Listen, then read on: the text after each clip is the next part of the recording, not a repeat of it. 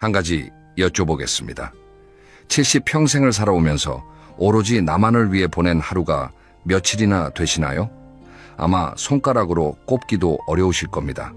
젊을 때는 부모님을 위해 살았고, 결혼하고 나서는 배우자와 아이들을 위해 살았고, 은퇴하고 나서는 손주들 뒷바라지를 하며 살아왔습니다. 돌이켜보면 참 열심히 살았습니다. 그런데 이상합니다. 이렇게 열심히 살았는데 왜 마음 한구석이 텅 비어 있는 걸까요? 어느 날 한 분이 이런 이야기를 해주셨습니다. 올해 72이 된 남성분이었습니다. 평생 건설 현장에서 일하며 가족을 먹여 살렸고 자식 셋을 모두 대학까지 보냈습니다. 은퇴하고 나니 집에는 아내와 단둘이 남았습니다. 처음엔 좋았습니다. 드디어 쉴 수 있다. 편하게 살 수 있다 생각했습니다. 그런데 3개월쯤 지나자 이상한 감정이 찾아왔습니다. 아침에 눈을 뜨면 할 일이 없었습니다. 거실 소파에 앉아 텔레비전을 틀어도 뭘 봐야 할지 모르겠고, 아내는 자기만의 생활이 있었습니다.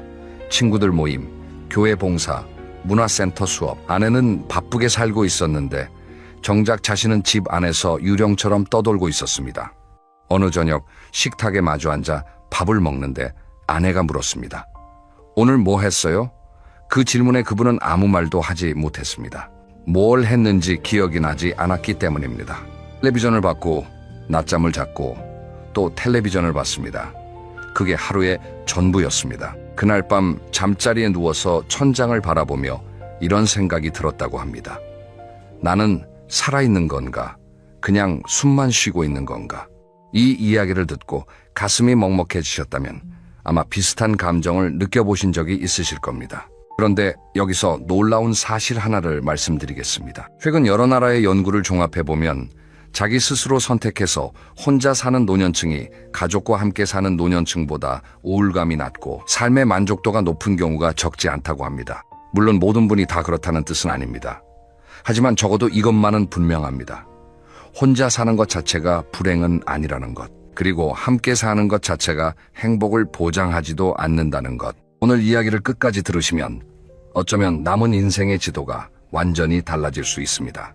혼자 산다는 것이 왜 두려움이 아니라 자유가 될 수 있는지, 그리고 그 자유를 어떻게 단단하게 세울 수 있는지 1시간 동안 천천히 함께 걸어보겠습니다. 중간에 놓치시면 아까우니 편안하게 자리 잡고 들어주세요. 우리 사회에는 오래된 믿음 하나가 있습니다. 나이 들면 자식과 함께 살아야 한다는 믿음입니다. 효도의 기본은 모시는 것이고 부모가 혼자 산다는 건 자식이 불효한 것이라는 생각. 이 믿음은 참 뿌리가 깊습니다. 어린 시절부터 우리는 그렇게 배웠습니다. 텔레비전 드라마에서도 효자는 늘 부모님을 모시고 사는 사람이었고 불효자는 부모를 홀로 두는 사람이었습니다. 명절마다 뉴스에서는 혼자 계신 어르신들의 쓸쓸한 모습을 비추며 보는 사람들의 마음을 아프게 했습니다. 그런데 한번 가만히 생각해 보겠습니다. 자식과 함께 사는 노년이 정말 행복할까요? 물론 행복한 경우도 있습니다. 서로 존중하고 배려하며 즐겁게 사는 가정도 분명히 있습니다. 하지만 현실은 그렇게 단순하지 않은 경우가 더 많습니다. 한 분의 이야기를 더 들려드리겠습니다. 68세 남성분입니다. 이분은 아내가 먼저 세상을 떠난 뒤 큰아들 집에서 함께 살게 되었습니다. 아들 부부는 맞벌이였고 초등학생 손녀가 한 명 있었습니다. 처음엔 손녀가 좋아서 매일이 즐거웠습니다. 학교에서 돌아오면 간식을 챙겨주고 숙제도 봐주고 공원에도 함께 갔습니다. 그런데 시간이 지나면서 미묘한 변화가 생겼습니다. 아들이 퇴근하고 돌아오면 거실에서 텔레비전을 보고 있는 아버지를 보며 한숨을 쉬었습니다. 대놓고 뭐라 하지는 않았지만 그 한숨 속에 담긴 뜻을 모를 리가 없었습니다. 며느리도 마찬가지였습니다. 표면적으로는 잘해줬지만 냉장고에서 뭘 꺼내 먹으려 하면 슬쩍 눈치를 줬습니다. 아버님, 그거 손녀 간식이에요. 이런 말이 한두 번 쌓이면 사람은 움츠러듭니다. 내가 뭘 먹어도 되는 건지, 텔레비전을 봐도 되는 건지, 이 집에서 내가 있어도 되는 건지, 그런 생각이 꼬리를 물기 시작합니다. 가장 힘들었던 건 밤이었습니다. 아들 부부가 안방에서 이야기하는 소리가 벽 너머로 희미하게 들렸습니다. 내용은 정확히 안 들렸지만 가끔 아버지라는 단어가 섞여 나왔습니다. 자기에 대한 이야기를 하고 있다는 걸 본능적으로 알았습니다. 그날부터 그분은 밤마다 이불을 뒤집어 쓰고 소리 없이 울었다고 합니다. 내가 짐이 되고 있구나. 이 한 문장이 가슴의 모처럼 밝혔습니다. 이런 이야기를 들으면 가슴이 아픕니다. 그리고 동시에 의문이 생깁니다. 왜 가족인데 이렇게 되는 걸까? 답은 의외로 간단합니다. 사랑과 동거는 별개의 문제이기 때문입니다. 가족이라고 해서 반드시 같은 지붕 아래 살아야 하는 것은 아닙니다. 오히려 적당한 거리가 있을 때 서로를 더 소중하게 여기게 됩니다. 생각해보시면 금방 알 수 있습니다. 멀리 사는 자식에게 전화가 오면 반갑습니다. 일부러 시간 내서 찾아오면 고맙습니다. 같이 밥 먹으면 맛있습니다. 그런데 매일 얼굴을 맞대고 살면 어떻습니까? 작은 습관 차이가 신경에 거슬리고 사소한 말 한마디에 서운함이 쌓이고 한쪽은 참고 한쪽은 모르는 채 시간이 흘러갑니다. 사랑하는 사이일수록 거리가 필요합니다. 이것은 냉정한 말이 아니라 오히려 지혜로운 말입니다. 여기서 잠깐 재미있는 비유 하나를 해보겠습니다. 고슴도치를 아시지요? 추운 겨울에 고슴도치들이 서로 따뜻하게 지내려고 모여듭니다. 그런데 너무 가까이 붙으면 서로의 가시에 찔립니다. 아프니까 떨어집니다. 그러면 또 춥습니다. 다시 모입니다. 또 찔립니다. 이걸 반복하다 보면 결국 적당한 거리를 찾게 됩니다. 서로 찔리지 않으면서도 온기는 나눌 수 있는 딱 그 거리. 독일의 철학자 쇼펜하우어가 했던 이야기입니다. 사람 사이의 관계도 마찬가지입니다. 특히 나이가 들면 이 적당한 거리를 찾는 것이 관계를 살리는 열쇠가 됩니다. 그런데 우리 사회는 이 거리를 허락하지 않았습니다. 부모와 자식은 가까이 있어야 한다. 떨어져 살면 불효다. 이런 시선이 거리를 두려는 사람을 죄인처럼 만들었습니다. 그래서 많은 어르신들이 불편함을 참으며 함께 살았고 많은 자녀들도 부담을 안으며 모시고 살았습니다. 양쪽 모두 힘든데 아무도 먼저 말을 꺼내지 못했습니다. 효도라는 이름이 너무 무거웠기 때문입니다. 하지만 이제는 달라져야 합니다. 진짜 효도가 무엇인지 다시 생각해 볼 때가 되었습니다.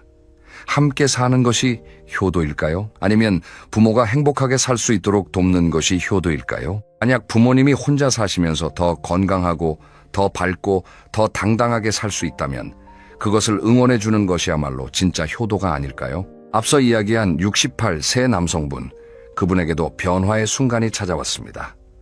그 이야기는 잠시 뒤에 이어서 들려드리겠습니다. 지금부터는 먼저 혼자 있다는 것과 외롭다는 것이 어떻게 다른지 이 중요한 차이를 함께 살펴보겠습니다. 이걸 제대로 이해하시면 혼자 사는 것에 대한 두려움이 상당히 줄어드실 겁니다.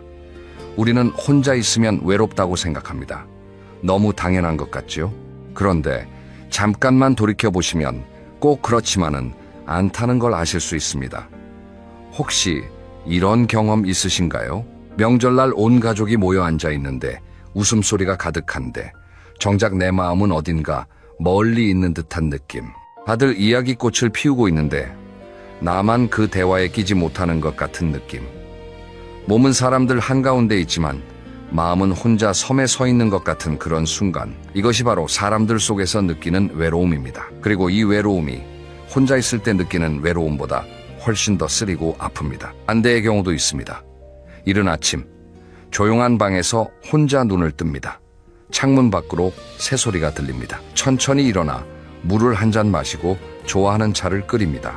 아무도 없는 부엌에서 찻잔을 양손으로 감싸며 창밖을 바라봅니다. 조용합니다. 하지만 외롭지 않습니다. 오히려 마음이 가득 차 있습니다. 이것이 고요한 충만함입니다. 그러니까 핵심은 이겁니다. 혼자 있다는 건 내 곁에 사람이 없다는 물리적인 상태일 뿐입니다. 외로움은 내 마음이 어디에도 닿지 못한다고 느끼는 심리적인 상태입니다. 이 둘은 전혀 다른 차원의 이야기입니다. 사람이 10명 옆에 있어도 마음이 닿지 않으면 외롭고 혼자 있어도 나 자신과 편안하게 연결되어 있으면 전혀 외롭지 않습니다. 영어에는 이 차이를 구분하는 두 개의 단어가 있습니다. loneliness, 그러니까 외로움이라는 단어와 solitude, 고독이라는 단어입니다. 외로움은 원치 않는 분리에서 오는 고통입니다. 반면 고독은 스스로 선택한 혼자만의 시간에서 오는 평화입니다. 같은 혼자인 상태인데 그것이 내 선택이냐 아니냐에 따라 느낌이 완전히 달라지는 것입니다. 이걸 우리 일상에 대입해 보겠습니다. 자식이 바빠서 연락이 안 오고 친구들도 하나둘 멀어지고 어쩔 수 없이 혼자 남겨진 느낌. 이것은 외로움입니다. 하지만 스스로 선택해서 내 공간에서 내 시간을 누리며 원할 때 사람을 만나고 쉬고 싶을 때 쉬는 삶. 이것은 고독입니다. 그리고 이 고독은 사실 아주 귀한 선물입니다. 생각해 보시면 젊을 때는 이 고독을 누릴 여유가 없었습니다. 아이들이 울고 회사에서 전화가 오고 주말에도 이것저것 해야 할 일이 산더미였습니다. 혼자만의 시간이라는 건 꿈도 못 꿨습니다. 화장실에서 잠깐 문을 닫고 숨을 돌리는 것, 그게 유일한 나만의 시간이었던 분도 계실 겁니다. 그런데 이제는 다릅니다. 아이들은 다 컸고 직장일은 끝났고 드디어 나에게 시간이 생겼습니다. 이 시간을 외로움으로 채울 것인가? 고독이라는 선물로 채울 것인가? 이것이 노년의 행복을 결정짓는 가장 큰 갈림길입니다. 북유럽 나라들, 특히 덴마크나 스웨덴 같은 나라에서는 오래전부터 노년의 독거 생활이 아주 자연스러운 문화로 자리 잡았습니다. 자식이 불효해서가 아닙니다. 사회 전체가 개인의 독립성과 자율성을 존중하는 문화이기 때문입니다. 그 나라에서는 부모가 혼자 산다고 해서 자식을 탓하지 않습니다. 오히려 부모가 스스로 건강하게 자기 삶을 꾸려나가는 것을 대견하게 여깁니다. 물론 한국과 북유럽은 문화가 다르고 복지 시스템도 다릅니다. 단순 비교는 어렵습니다. 하지만 여기서 배울 수 있는 핵심은 분명합니다. 혼자 사는 것이 불쌍한 일이 아니라 존엄한 선택이 될 수 있다는 관점. 이 관점 하나가 삶의 질을 완전히 바꿉니다. 여기서 심리학의 중요한 이론 하나를 쉽게 풀어드리겠습니다. 자기 결정 이론이라는 것이 있습니다. 미국의 심리학자 두 분이 만든 이론인데요. 사람이 행복하려면 세 가지가 필요하다고 말합니다. 첫째, 자율성. 내가 내 행동을 스스로 결정할 수 있다는 느낌입니다. 둘째, 유능감. 내가 뭔가를 할 수 있다는 느낌입니다. 셋째, 관계성.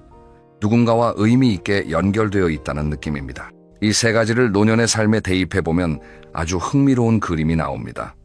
가족과 함께 살면서 모든 결정이 자녀에게 넘어가면 자율성이 사라집니다. 뭘 해도 위험하다, 그냥 쉬어라, 이런 말을 반복해서 들으면 유능감이 무너집니다. 가족이 바로 옆에 있지만 내 이야기를 들어주지 않으면 관계성도 약해집니다. 세 가지가 모두 무너지는 겁니다. 반면에 혼자 살면서 내 하루를 내가 계획하고 직접 밥을 하고 청소를 하고 원하는 사람을 골라서 만나면 이 세 가지가 모두 살아납니다. 자율성, 유능감, 관계성. 이것이 왜 혼자 사는 어르신 중에 행복한 분들이 많은지를 설명해주는 과학적 근거입니다. 자, 이제 아까 이야기하다 멈춘 그분의 이야기로 돌아가겠습니다. 아들 집에서 함께 살며 매일 밤 이불 속에서 울던 68세 남성분. 그분에게 변화가 찾아온 건 아주 사소한 계기에서였습니다. 어느 날 그분은 오래간만에 옛 직장 동료를 만났습니다. 동료는 5년 전에 아내와 사별하고 혼자 살고 있었습니다. 만나기 전에는 걱정했습니다. 얼마나 힘들게 살고 있을까? 많이 초췌해졌겠지. 그런데 만난 동료의 얼굴이 뜻밖이었습니다. 피부도 좋아 보이고 눈에 생기가 있었습니다. 점심을 먹으며 동료가 자기 하루 이야기를 해주었습니다. 아침에 일어나면 가볍게 체조를 합니다. 그 다음 동네 시장에 가서 그날 먹을 재료를 삽니다. 점심은 직접 해먹고 오후에는 구청에서 운영하는 사진 교실에 갑니다. 카메라를 배운 지 2년쯤 됐는데 요즘은 동네 풍경 찍는 재미에 푹 빠져 있다고 했습니다.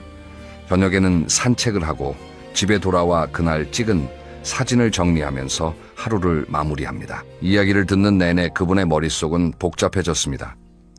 같은 나이, 비슷한 처지인데 이 사람은 왜 이렇게 살아있고 나는 왜 이렇게 죽어있는 걸까?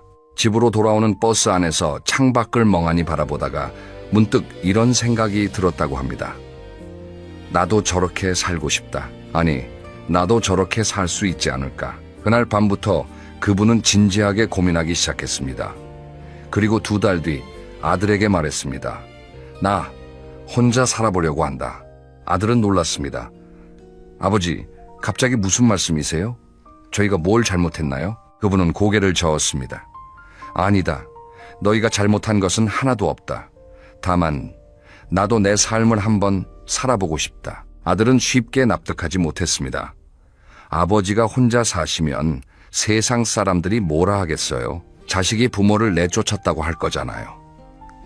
그분은 웃으며 대답했습니다. 남들이 뭐라 하든 내가 행복하면 되는 거 아니겠나? 결국 그분은 집에서 버스로 20분 거리에 있는 작은 아파트를 얻었습니다. 방 하나에 부엌 하나, 작은 베란다가 있는 소박한 집이었습니다. 이사한 첫날, 빈 방에 들어서서 불을 켜고 가만히 서서 주위를 둘러보았습니다. 가구도 별로 없고 아직 짐도 다 풀지 못했지만 가슴속에서 묘한 감정이 올라왔습니다. 그분은 그 감정을 이렇게 표현했습니다. 숨이 쉬어졌다.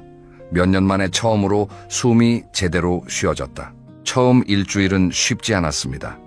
밤에 혼자 있으니 집이 무섭도록 조용했고 밥을 차려 먹는 것도 서툴렀습니다. 라면만 3일 연속 끓여 먹었다고 합니다. 하지만 신기한 것은 그 불편함 속에서도 마음은 점점 가벼워지고 있었다는 것입니다. 아무도 자기를 눈치 보지 않았습니다. 텔레비전을 밤늦게까지 봐도, 아침에 늦잠을 자도, 냉장고에서 아무거나 꺼내 먹어도 아무런 문제가 없었습니다. 그 사소한 자유가 오랫동안 억눌려 있던 마음을 조금씩 풀어주었습니다. 2주가 지나자 그분은 조금씩 생활 리듬을 만들기 시작했습니다. 아침에 일어나면 동네 공원을 한 바퀴 걸었습니다. 처음에는 30분도 버거웠지만 매일 하다 보니 어느새 45분, 1시간까지 걸을 수 있게 되었습니다. 시장에 가서 장을 보는 것도 즐거움이 되었습니다. 평생 시장이라는 곳에 가본 적이 거의 없던 분이었습니다. 늘 아내가 해주는 밥을 먹었고 아들 집에서는 며느리가 차려준 밥을 먹었습니다. 그런데 이제 직접 재료를 고르고 서툴지만 직접 요리를 하면서 생전 처음 느끼는 감정이 있었습니다. 내가 나를 먹여 살리고 있다는 감각. 그것은 단순한 요리 실력의 문제가 아니었습니다. 내가 아직 쓸모있는 사람이라는 존재의 확인이었습니다. 3개월 뒤 그분은 아들 가족과 일요일마다 만나 점심을 함께 먹기 시작했습니다. 놀라운 변화가 있었습니다. 함께 살 때는 서먹하고 불편했던 식사 시간이 이제는 서로 반가워하고 즐거운 시간이 되었습니다. 아들이 말했습니다. 아버지, 요즘 얼굴이 좋아지셨어요. 손녀도 할아버지에게 더 다정해졌습니다. 떨어져 사니까 만날 때마다 특별한 느낌이 드는 것이었습니다. 거리가 생기니 오히려 따뜻함이 커졌습니다. 이분의 이야기에서 우리가 배울 수 있는 것은 분명합니다. 혼자 산다는 것은 가족을 버리는 것이 아닙니다. 오히려 관계를 더 건강하게 만드는 방법이 될 수 있습니다. 매일 부딪히며 상처를 주고받는 것보다 적당한 거리에서 서로를 그리워하고 존중하는 것이 더 아름다운 관계입니다. 자, 그러면 이제 한 가지 궁금증이 생기실 겁니다. 감정적으로는 이해가 된다. 혼자 살면 마음이 편해질 수 있다는 것. 하지만 건강은 어떻습니까? 나이가 들면 몸이 약해지는데 혼자 살면 건강이 더 나빠지지 않을까? 이게 많은 분들이 가장 걱정하시는 부분일 겁니다. 그런데 여기서 또 한 번 우리의 상식을 뒤집는 이야기가 시작됩니다. 상식적으로 생각하면 가족이 옆에 있어야 건강을 더 잘 챙길 수 있을 것 같습니다. 약 먹을 시간을 알려주고 병원에 함께 가주고 영양 균형 맞춘 밥을 차려주고, 물론 그런 도움이 중요한 경우도 있습니다. 하지만 의학계에서 주목하는 것은 조금 다른 부분입니다. 우리 몸에는 스트레스 호르몬이라고 불리는 물질이 있습니다. 코르티솔이라는 이름인데요. 이 호르몬은 위급한 상황에서 몸을 보호하기 위해 분비됩니다. 문제는 이 호르몬이 만성적으로 높은 수준을 유지할 때입니다.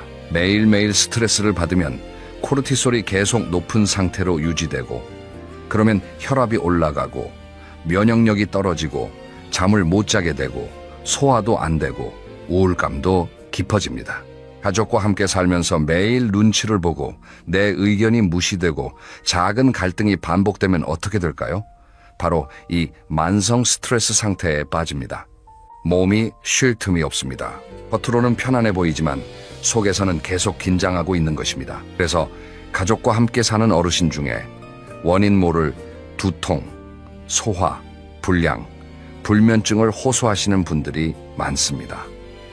병원에 가면 특별한 이상은 없다고 합니다. 그런데 몸은 계속 안 좋습니다. 이것은 마음이 몸에 보내는 신호입니다. 반면에 혼자 살면서 자기 리듬대로 생활하면 어떤 일이 벌어질까요? 눈치 볼 사람이 없으니 긴장이 줄어듭니다. 코르티솔 수치가 낮아지고 밤에 잠이 잘 옵니다. 수면의 질이 좋아지면 면역력이 회복됩니다.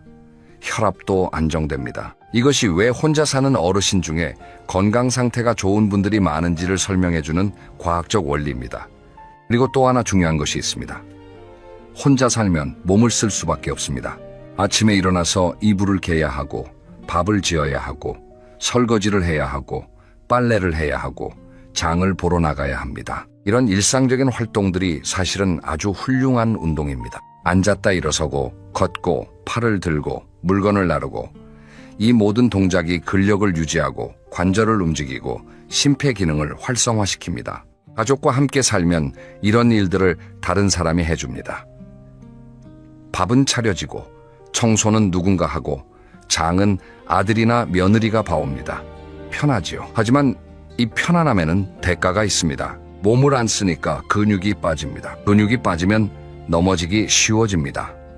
넘어지면 뼈가 부러지고, 뼈가 부러지면 오래 누워 있어야 하고, 오래 누워 있으면 몸이 더 약해지는 악순환에 빠집니다. 노년기에 가장 위험한 것 중 하나가 바로 이 낙상인데, 근력을 유지하는 것이 낙상을 예방하는 가장 좋은 방법입니다. 그리고 혼자 살면서 직접 생활하는 것 자체가 자연스러운 근력 운동이 됩니다. 일본에는 오키나와라는 섬이 있습니다. 세계적으로 유명한 장수 마을입니다. 이 마을의 어르신들이 오래 사는 비결이 뭔지 아시나요? 거창한 것이 아닙니다. 매일 텃밭을 가꾸고, 시장에 나가 이웃과 이야기하고, 직접 요리를 해 먹습니다. 80세가 넘어서도 호미를 들고 밭에 나갑니다. 아이고 힘들다 하면서도 흙을 만지고 채소를 돌보는 그 활동이 몸을 건강하게 유지시키고 뇌를 깨어있게 만듭니다. 뇌 이야기가 나왔으니 치매에 대해서도 말씀드려야 합니다. 많은 분들이 나이 들면 치매가 오는 거 아니냐고 걱정하십니다. 물론 나이가 들수록 치매 위험이 높아지는 것은 사실입니다. 하지만 치매는 나이만의 문제가 아닙니다.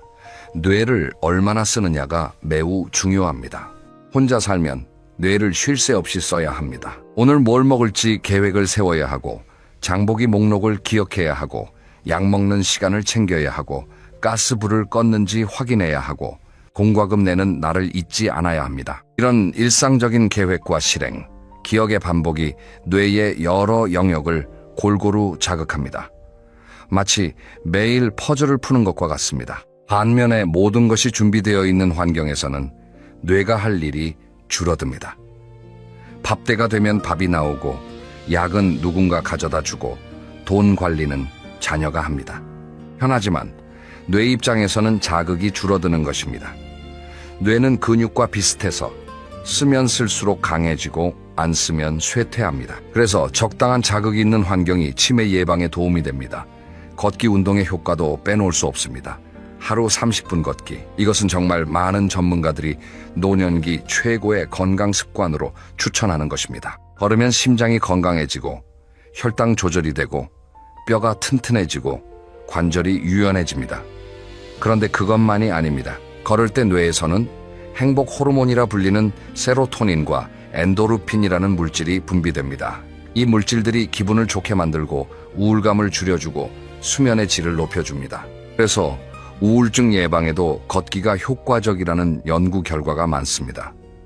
혼자 사는 분들 중에 매일 산책을 습관으로 가지고 계신 분들이 있습니다. 이분들의 건강 상태가 유독 좋은 것은 우연이 아닙니다. 앞서 이야기한 그 68세 남성분도 혼자 살기 시작한 뒤 매일 공원을 걸었고, 6개월 뒤 건강검진에서 혈압이 정상으로 돌아왔다고 합니다. 의사가 놀랐습니다. 약을 바꾼 것도 아닌데 생활이 바뀌니 몸이 달라진 것입니다. 정리하면 이렇습니다. 혼자 살면 위험하다는 것은 반은 맞고 반은 틀립니다. 아무 준비 없이, 사회적 연결도 없이 그저 방치되는 독거 생활은 분명 위험합니다. 하지만 스스로 선택하고 자기 생활을 관리하고 적절한 사회적 관계를 유지하는 독거 생활은 오히려 건강에 이로울 수 있습니다. 핵심은 혼자 사느냐 같이 사느냐가 아니라 내가 내 삶의 주인으로 살고 있느냐입니다. 자, 여기까지 들으시면서 혹시 이런 생각이 드셨을 수 있습니다. 이야기는 좋은데 실제로 혼자 살려면 구체적으로 어떻게 해야 하지? 막연한 용기만으로는 안 되잖아. 맞습니다. 그래서 지금부터는 아주 현실적인 이야기를 하겠습니다. 실제로 혼자 살면서 행복하게 지내시는 분들이 공통으로 실천하는 5가지 기둥에 대해 하나하나 짚어보겠습니다. 이 5가지를 기억하시면 혼자 사는 삶이 훨씬 단단해집니다. 첫째, 관계를 끊지 말고 골라서 맺는 것입니다. 혼자 산다고 해서 세상과 담을 쌓으라는 뜻이 아닙니다. 오히려 반대입니다. 혼자 살수록 관계가 더 중요합니다. 다만 차이가 있습니다. 함께 살 때는 관계가 의무처럼 따라붙습니다. 하지만 혼자 살면 관계를 선택할 수 있습니다. 만나고 싶은 사람을 만나고 쉬고 싶을 때는 쉽니다. 이 선택권이 관계의 질을 높여줍니다. 가족과의 관계도 마찬가지입니다. 매일 부딪히며 서운함을 쌓는 것보다 일주일에 한 번 만나서 맛있는 것 먹고 웃으며 헤어지는 게 훨씬 건강합니다. 전화 한 통, 짧은 영상 통화 한 번이면 충분합니다. 안부를 묻고 건강을 확인하고 사랑한다는 말 한마디, 그것만으로도 마음은 따뜻해집니다. 가족 외에도 관계를 넓힐 곳은 많습니다.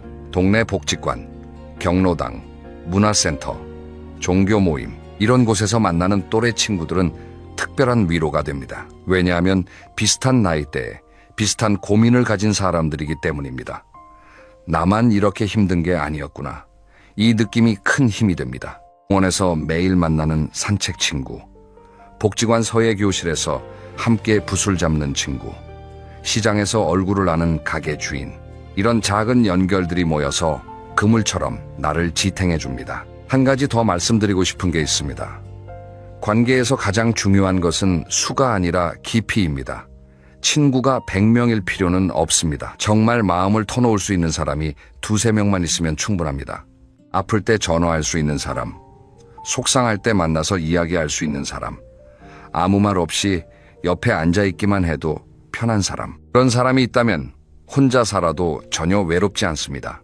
둘째, 하루에 최소 한 번은 밖으로 나가는 루틴을 만드는 것입니다. 이게 왜 중요하냐면 혼자 살면 집 안에만 머물기가 너무 쉽기 때문입니다. 특히 날씨가 춥거나 몸이 조금 안 좋거나 귀찮을 때는 하루 종일 집에서 나가지 않게 됩니다. 하루가 이틀이 되고 이틀이 일주일이 되면 세상과의 연결이 끊어지기 시작합니다. 그러면 외로움이 밀려옵니다. 그래서 이유를 만들어서라도 밖으로 나가는 것이 중요합니다. 꼭 거창한 일이 아니어도 됩니다. 아침에 공원 한 바퀴 걷기, 동네 슈퍼에 가서 우유 한 팩 사오기, 도서관에서 신문 읽기, 카페에서 커피 한 잔 마시기, 이런 작은 외출이 하루를 살아있게 만듭니다. 밖에 나가면 바람을 느끼고 햇볕을 쬐고 사람들의 움직임을 봅니다. 그것만으로도 기분이 달라집니다.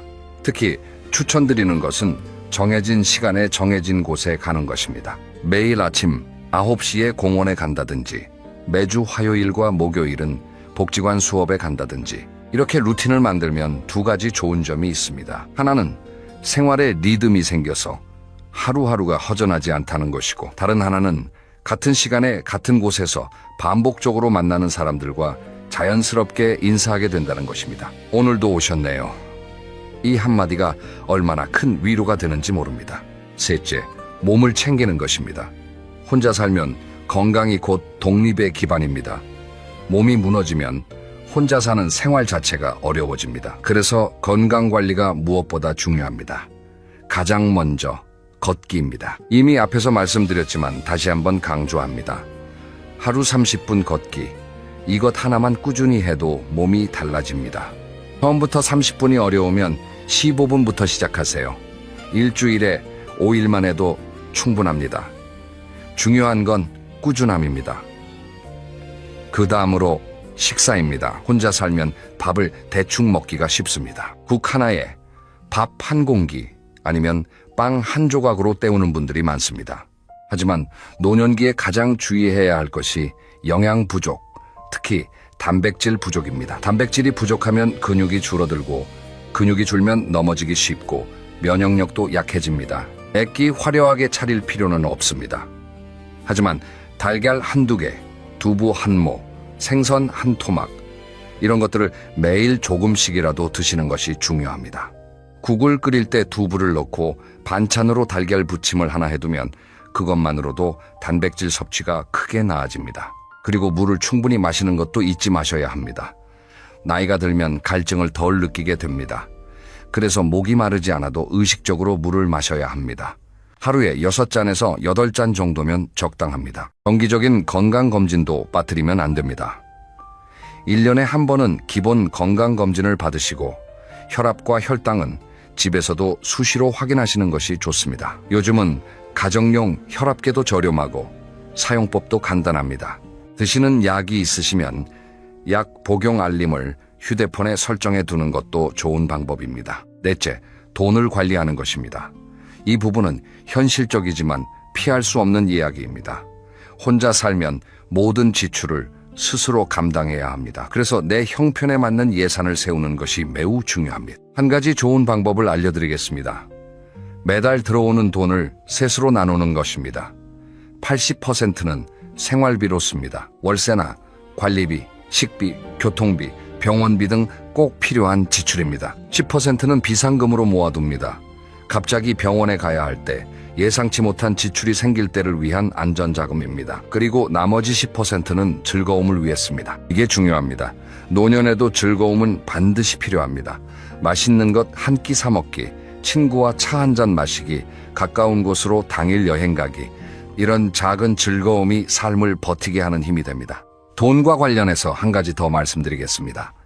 자녀에게 무리하게 용돈을 주시는 분들이 계십니다. 손주 학원비를 보태주거나 명절마다 큰 돈을 쥐어주거나 마음은 이해합니다. 하지만 내 노후가 불안한데 남에게 베풀 수는 없습니다. 자녀에게 줄 수 있는 최고의 선물은 돈이 아니라 건강하고 독립적인 부모의 모습입니다. 내가 스스로 잘 살고 있는 것, 그것만으로도 자녀에게 큰 안심을 주는 것입니다. 다섯째, 안전망을 만드는 것입니다. 혼자 살 때 가장 큰 걱정은 응급 상황입니다. 밤에 갑자기 가슴이 아프면 어떡하지? 넘어져서 움직이지 못하면 누가 알아줄까? 이런 두려움은 당연합니다. 그래서 준비가 필요합니다. 먼저 휴대폰에 긴급 연락처를 등록해 두세요. 119는 기본이고 가장 가까운 자녀나 친척, 그리고 이웃 중 믿을 수 있는 한 분의 번호를 즐겨찾기에 넣어두세요. 스마트폰이 어려우신 분은 큰 글씨로 연락처를 적어서 냉장고나 현관문 옆에 붙여두는 것도 좋습니다. 복용하시는 약 목록도 정리해두세요. 약 이름, 용량, 복용 시간을 종이에 적어서 지갑에 넣어두시면 응급 상황에서 의료진이 큰 도움을 받습니다. 요즘은 지자체에서 놓인 돌봄 서비스를 많이 운영하고 있습니다. 정기적으로 안부 전화를 해주고 필요하면 방문도 해줍니다. 응급 호출 기기를 무료로 제공하는 곳도 있습니다. 목에 거는 작은 기기인데 버튼 하나만 누르면 구급 서비스에 연결됩니다. 이런 서비스가 있다는 것을 알고 계시는 것만으로도 마음이 한결 놓입니다. 주민센터에 문의하시면 자세한 안내를 받으실 수 있습니다. 이웃과의 관계도 안전망이 됩니다. 옆집에 혼자 사시는 분이 계시다면 서로 아침마다 문자 한 통씩 주고받는 약속을 해보세요. 오늘도 건강하게 일어났어요. 이 한 줄이면 됩니다. 만약 문자가 안 오면 확인해 보는 것이죠. 이런 작은 약속이 서로를 지켜줍니다. 자, 여기까지가 혼자 살면서 단단하게 살기 위한 5가지 기둥이었습니다. 관계, 루틴, 건강, 돈, 안전. 이 5가지를 기억하시고 하나씩 실천해 나가시면 혼자 사는 삶이 두려움이 아니라 자유가 됩니다. 그런데 여기서 한 발 더 나아가 보겠습니다. 지금까지는 어떻게 살 것인가에 대한 이야기였습니다. 이제는 조금 더 깊은 이야기를 해보려 합니다. 어떻게 마무리할 것인가에 대한 이야기입니다. 조금 무거운 주제일 수 있지만 사실 이 이야기를 피하지 않는 것이야말로 남은 날들을 더 충만하게 만드는 비결입니다. 우리 사회에서는 죽음에 대한 이야기를 꺼리는 분위기가 있습니다. 나이든 분 앞에서 그런 이야기를 하면 불길하다고 여기기도 합니다. 하지만 생각해보면 누구나 언젠가 이 세상을 떠나게 됩니다. 이것은 슬픈 일이 아니라 자연스러운 일입니다. 그리고 그 마지막을 어떻게 준비하느냐에 따라 지금 이 순간을 사는 태도가 달라집니다. 비유를 하나 해보겠습니다.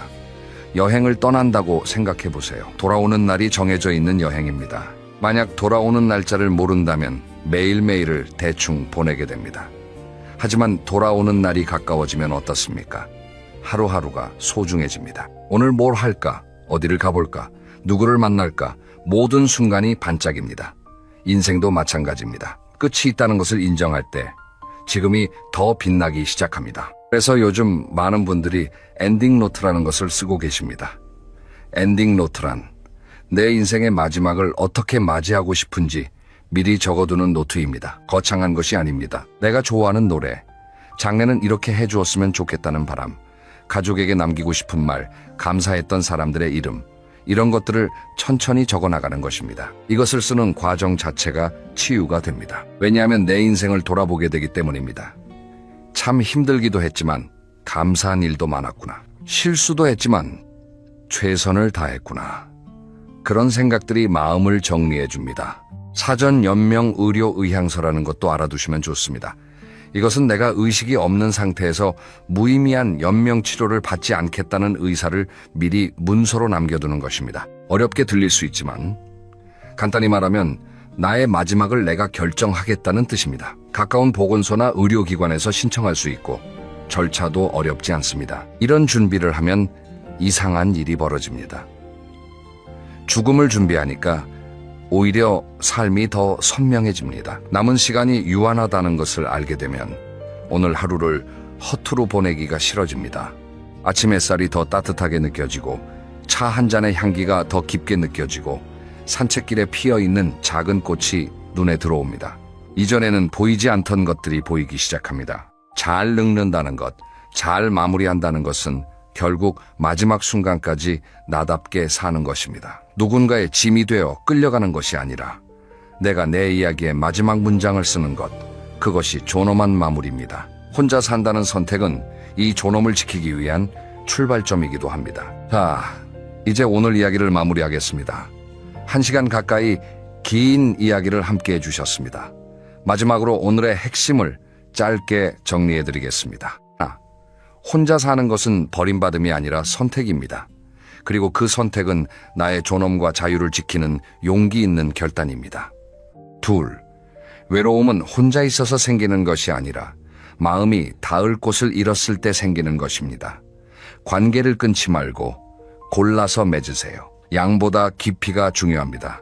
셋, 혼자 살면서 건강하게 지내는 것은 충분히 가능합니다. 하루 30분 걷기, 단백질 챙겨 먹기, 밖으로 나가기, 이 3가지만 꾸준히 해도 몸과 마음이 달라집니다. 오늘부터 작은 것 하나만 실천해 보시면 어떨까요?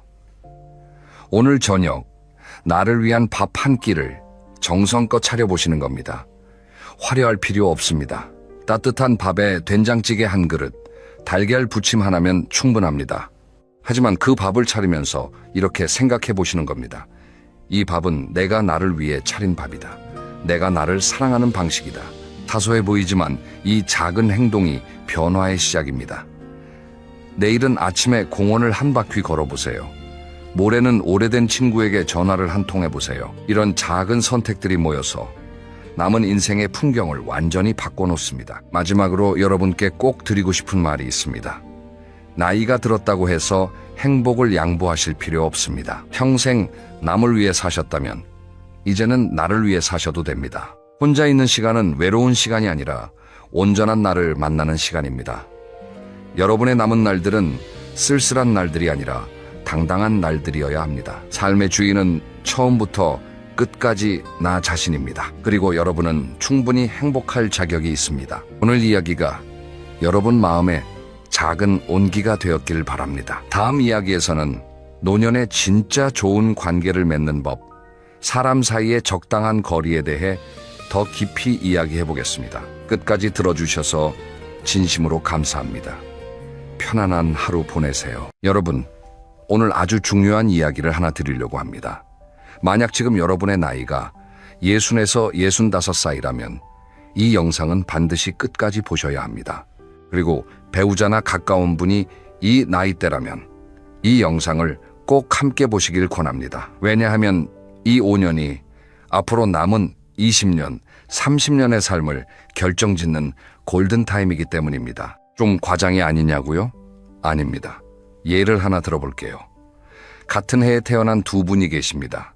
둘 다 62세입니다. 한 분은 이 시기에 건강검진을 꼼꼼히 받고 운동 습관을 만들고 재정을 정리하고 새로운 취미를 시작했습니다. 다른 한 분은 아직 괜찮으니까 나중에 하지 뭐 하면서 이 5년을 그냥 흘려보냈습니다. 10년 뒤 72세가 됐을 때 두 분의 모습은 완전히 달랐습니다. 한 분은 여전히 활기차게 생활하시고 다른 한 분은 병원을 들락날락하며 힘겨운 하루하루를 보내고 계셨습니다.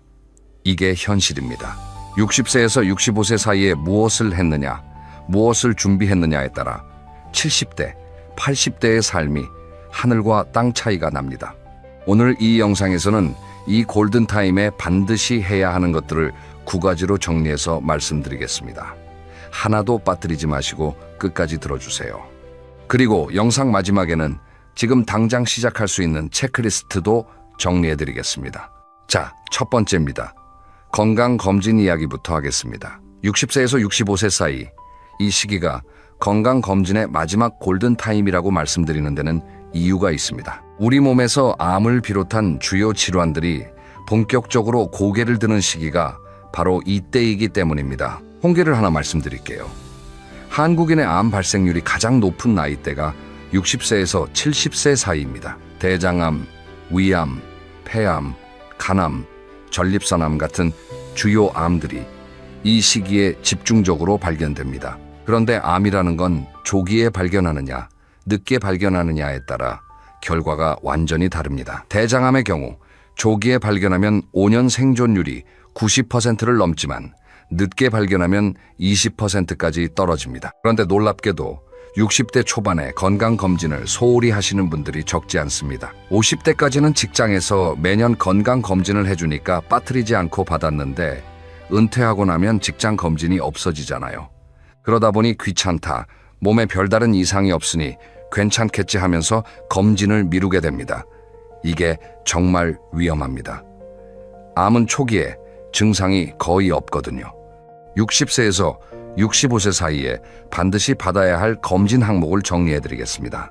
첫째, 위내시경과 대장내시경입니다. 위암과 대장암은 한국인에게 가장 흔한 암 중 하나인데 내시경으로 조기에 발견하면 거의 완치가 가능합니다. 대장내시경은 최소 5년에 한 번, 가능하면 3년에 한 번 받으시는 것이 좋습니다. 둘째, 저선양 CT입니다. 폐암조기 발견을 위한 검사인데 특히 흡연 경력이 있는 분들은 반드시 받으셔야 합니다. 셋째, 심장 검사입니다. 심전도와 심장 초음파, 필요에 따라 관상동맥 CT를 받아서 심장과 혈관 상태를 확인해야 합니다. 넷째, 혈액 검사입니다. 혈당, 당화혈색소, 콜레스테롤, 간 기능, 신장 기능, 갑상선 기능 등을 종합적으로 확인합니다. 다섯째, 골밀도 검사입니다. 특히 여성분들은 폐경 이후 골다공증이 급격히 진행되므로 반드시 확인하셔야 합니다. 이 검진들을 60대 초반에 한번 꼼꼼하게 받아놓으면 그 결과를 기준점으로 삼아서 이후 변화를 추적할 수 있습니다. 기준점이 없으면 나중에 수치가 나와도 이게 나빠진 건지 원래 이랬던 건지 판단하기가 어렵거든요. 그래서 이 시기의 검진이 특히 중요합니다. 첫 번째, 건강검진. 60대 초반이 마지막 골든타임입니다. 지금 발견하면 막을 수 있는 것들이 5년만 늦으면 돌이킬 수 없게 됩니다. 두 번째 이야기로 넘어가겠습니다. 근육에 대한 이야기입니다. 이건 아무리 강조해도 지나치지 않습니다. 60세에서 65세 사이가 근육을 저축할 수 있는 사실상 마지막 기회라고 해도 과언이 아닙니다. 우리 몸의 근육은 40대부터 매년 조금씩 줄어듭니다. 하지만 50대까지는 줄어드는 속도가 상대적으로 느립니다. 문제는 60대 중반부터 그 속도가 확 빨라진다는 겁니다. 그래서 60세에서 65세 사이에 근력 운동을 시작하는 것이 정말 중요합니다. 이 시기에 근육을 만들어 놓으면 65세 이후에 근육이 줄어들더라도 버틸 수 있는 여유가 생깁니다. 근력 운동이라고 하면 많은 분들이 헬스장에서 무거운 기구를 드는 것을 떠올리십니다. 하지만 60대에 맞는 근력 운동은 그런 게 아닙니다. 자기 체중을 이용한 간단한 운동으로 충분합니다. 대표적인 것이 스쿼트입니다.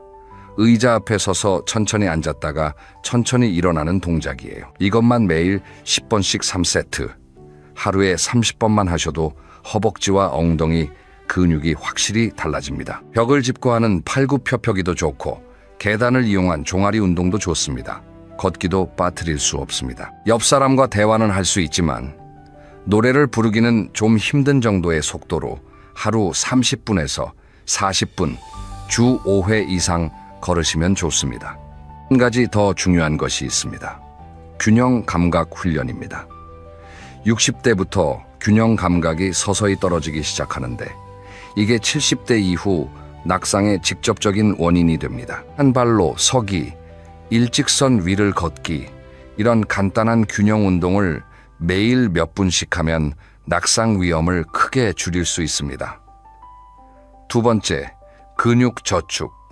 60세에서 65세가 마지막 기회입니다. 지금 만들어 놓은 근육이 70대, 80대의 삶의 질을 결정합니다. 세 번째 이야기, 이건 돈에 관한 이야기입니다.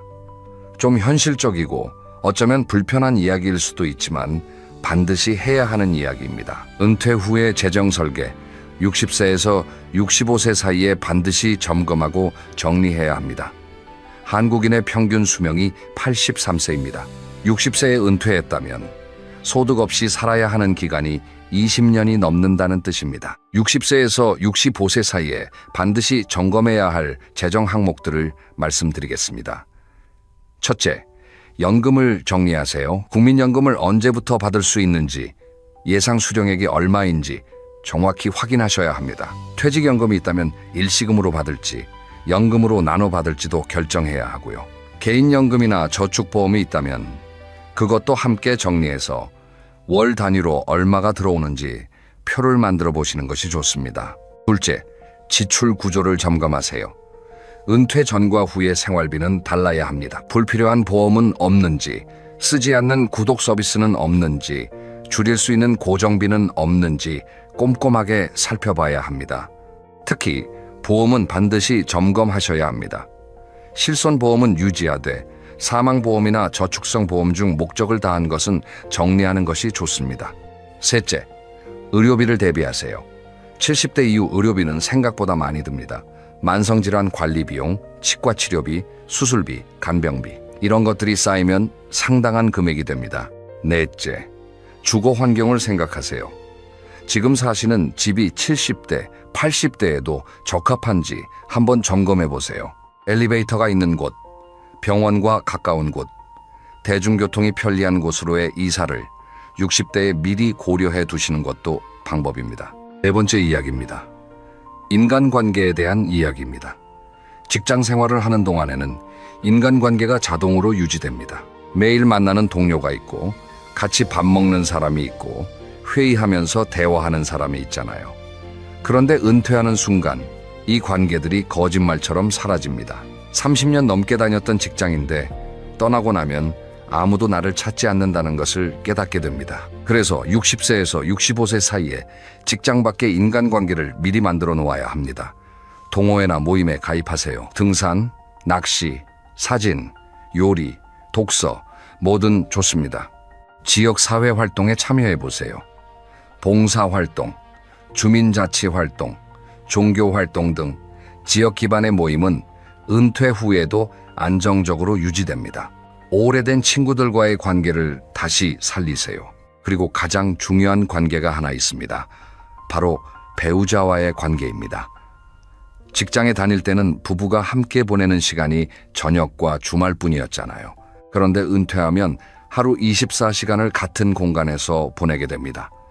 60세에서 65세 사이에 배우자와 솔직한 대화를 나눠보시길 권합니다. 은퇴 후에 각자 어떻게 시간을 보내고 싶은지, 서로에게 바라는 것이 무엇인지 미리 이야기해두면 은퇴 후의 갈등을 크게 줄일 수 있습니다. 다섯 번째 이야기입니다. 치아, 눈, 귀. 이 세 가지를 60세에서 65세 사이에 반드시 점검하고 관리해야 합니다. 먼저 치아입니다. 60대가 되면 잇몸이 약해지고 치아가 흔들리거나 빠지기 시작하는 분들이 많아집니다. 씹기가 불편하면 부드러운 음식 위주로만 먹게 되고 단백질 식품을 피하게 됩니다. 그러면 영양 불균형이 오고 근육 감소로 이어지는 악순환에 빠집니다. 60세에서 65세 사이에 치과를 방문해서 전체적인 구강 상태를 점검하시고 필요한 치료가 있다면 이 시기에 받으시는 것이 좋습니다. 다음은 눈입니다. 60대에 들어서면 백내장이 시작되는 분들이 많습니다. 황반 변성도 60대에 체크해야 할 중요한 질환입니다. 60대 초반부터 1년에 한 번 안과 정밀 검진을 받으시는 것을 강력히 권합니다. 마지막으로 귀입니다. 60대의 청력이 조금씩 떨어지기 시작하는 분들이 많은데 이걸 대수롭지 않게 넘기시는 경우가 많아요. 하지만 청력 저하는 사회적 고립과 치매 위험 증가로 이어질 수 있는 심각한 문제입니다. 요즘 보청기는 크기도 아주 작고 귀 속에 넣는 형태도 있어서 겉으로 거의 보이지 않습니다. 보청기를 일찍 착용할수록 뇌가 소리에 적응하기 쉽고 효과도 좋습니다. 6번째 이야기입니다. 생활 습관, 특히 잠과 식탁에 대한 이야기입니다. 먼저 식사부터 이야기하겠습니다. 60대의 가장 중요한 영양소는 단연 단백질입니다. 그런데 대부분의 60대 한국인들이 단백질을 충분히 드시지 못하고 있습니다. 60대에는 하루의 체중 1kg당 약 1.2g 이상의 단백질이 필요합니다. 매 끼니 생선, 두부, 달걀, 고기, 유제품 등을 골고루 포함시켜야 합니다. 비타민 D도 꼭 챙기셔야 합니다. 하루 20분 정도 햇빛을 쬐는 것이 가장 좋습니다. 술에 대해서도 말씀드려야겠습니다. 60대에 접어들면 간의 알코올 분해 능력이 떨어집니다. 이 시기부터는 음주량을 확 줄이시거나 가능하다면 금주를 하시는 것이 좋습니다. 수면 이야기도 하겠습니다. 매일 같은 시간에 일어나고 같은 시간에 잠자리에 드세요. 잠자리에 들기 1시간 전부터는 스마트폰이나 TV를 멀리 하시는 것이 좋습니다. 7번째 이야기, 뇌 건강에 대한 이야기입니다. 가장 강력한 치매 예방법은 새로운 것을 배우는 것입니다. 뇌는 새로운 자극을 받을 때 새로운 신경 연결을 만들어냅니다. 마치 도로가 많은 도시일수록 한 도로가 막혀도 다른 길로 갈 수 있는 것처럼 신경 연결이 풍부한 뇌는 일부 세포가 손상되더라도 기능을 유지할 수 있습니다. 이것을 인지 예비능이라고 합니다. 60대에 새로운 것을 시작하면 늦지 않느냐고요? 전혀 늦지 않습니다. 언어 학습이 뇌에 가장 좋다는 연구 결과가 있습니다. 악기 연주도 매우 좋습니다. 그림 그리기, 서예, 요리, 댄스 이런 것들도 모두 좋습니다.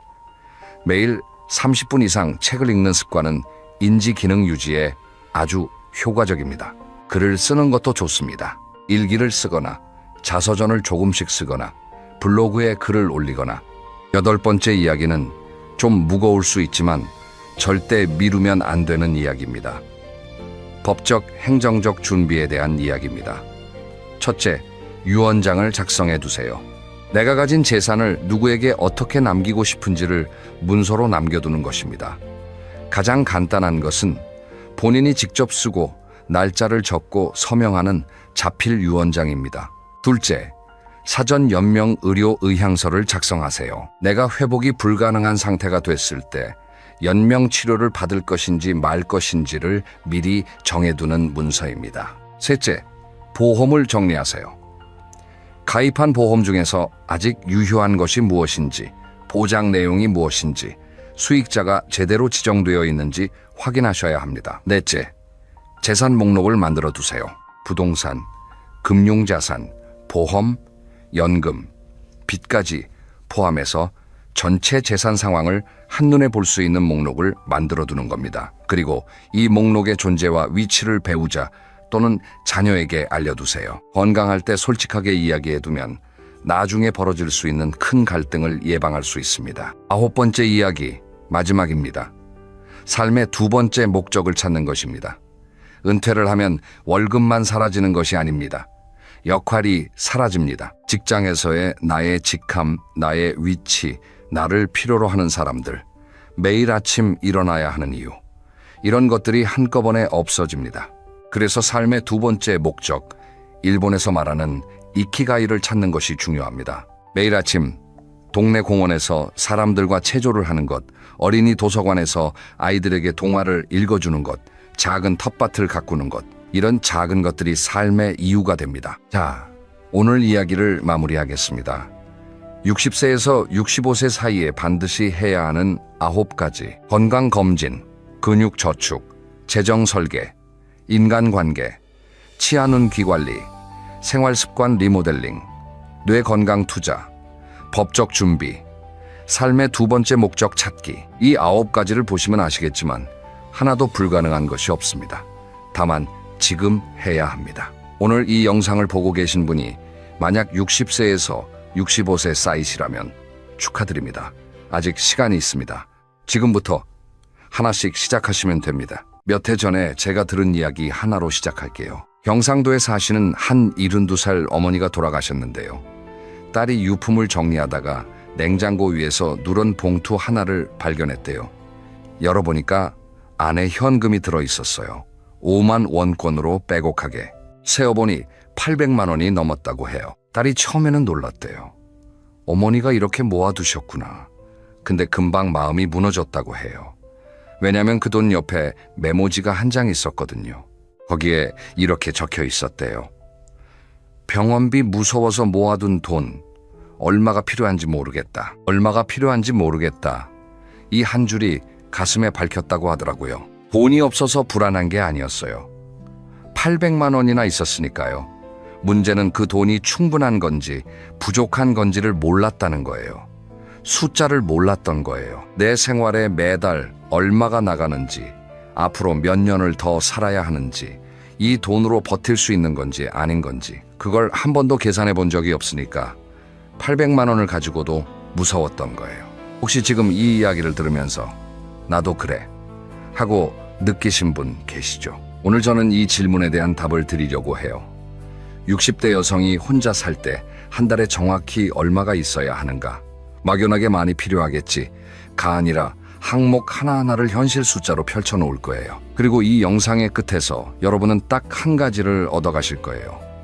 내가 매달 얼마를 준비해야 하는지, 그리고 지금 당장 오늘 밤부터 뭘 시작해야 하는지 그 답이 선명해질 거예요. 단, 조건이 하나 있어요. 끝까지 들어주셔야 해요. 왜냐면 앞부분만 듣고 끄시면 불안만 커지거든요. 뒷부분에 그 불안을 줄이는 방법이 있으니까 꼭 끝까지 함께 해주세요. 자, 그러면 본격적으로 들어가 볼게요. 많은 분들이 이렇게 생각하세요. 둘이 살다가 혼자 되면 생활비가 반으로 줄어들겠지. 아주 자연스러운 생각이에요. 두 사람이 먹던 밥을 한 사람이 먹으니까 반, 두 사람이 쓰던 전기를 한 사람이 쓰니까 반, 딱 맞아 보이잖아요. 근데요, 현실은 전혀 그렇지 않아요. 비유를 하나 들어볼게요. 식당을 떠올려 보세요. 손님이 10명 오는 식당이랑 5명 오는 식당이 있다고 해봐요. 손님이 절반으로 줄었다고 해서 가게 월세가 절반이 되나요? 전기세가 딱 반으로 떨어지나요? 아니잖아요. 가게 문을 여는 순간 기본으로 나가는 비용이 있어요. 이걸 경제학에서는 고정 비용이라고 하는데 가정도 마찬가지예요. 집에 혼자 살아도 관리비 기본료는 그대로 나와요. 도시가스 기본료도 나오고 전기 기본료도 나와요. 냉장고는 혼자 산다고 반쪽짜리를 쓰지 않잖아요. 세탁기도 마찬가지고요. 집이라는 공간을 유지하는 데 드는 비용은 사람 수에 비례해서 줄어들지 않아요. 실제로 통계를 보면 2인 가구의 1인당 생활비보다 1인 가구의 생활비가 오히려 더 높은 경우가 많아요. 부부가 함께 살 때 한 사람당 나가는 돈이 약 100만 원이었다면 혼자 살 때는 한 사람인데도 120만 원, 130만 원이 나가는 거예요. 왜냐면 함께 살 때는 나눠 쓰던 것들을 이제 혼자 다 감당해야 하니까요. 이걸 경제학에서는 규모의 경제가 무너졌다고 표현해요. 어려운 말 같지만 쉽게 말하면 이거예요. 같이 사면 아끼는 효과가 있었는데 혼자 되면 그 효과가 사라진다는 거예요. 예를 들어볼게요. 부부가 같이 살 때는 반찬 4-5가지를 해놓으면 둘이 먹으니까 적당했어요. 근데 혼자 먹으면 그 반찬이 남아요. 2-3일 지나면 맛이 떨어지고 결국 버리게 돼요. 그래서 아예 적게 만들면 또 재료를 소량으로 사야 하는데 마트에서 파는 식재료는 대부분 2인 이상 기준으로 포장돼 있어요. 양파 한 망에 5개, 달걀 한 판에 30개. 혼자 사는 사람한테는 너무 많은 양이에요. 이런 작은 비효율이 매달 쌓이면 돈이 되는 거예요. 그리고 여기서 또 하나 많은 분들이 놓치시는 게 있어요. 바로 심리적 소비 변화예요. 배우자를 떠나보내고 혼자가 된 첫 해, 많은 분들이 2가지 극단 중 하나로 가세요.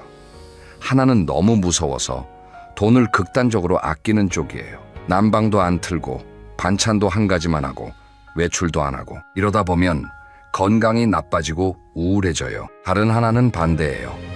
외로움을 달래려고 오히려 소비가 늘어나는 경우예요. 홈쇼핑에서 뭔가를 자꾸 사게 되고, 자녀한테 선물을 자주 하게 되고, 지인 모임에 가면 내가 쏠게 하면서 돈을 쓰게 되는 거예요. 이게 나쁜 게 아니에요.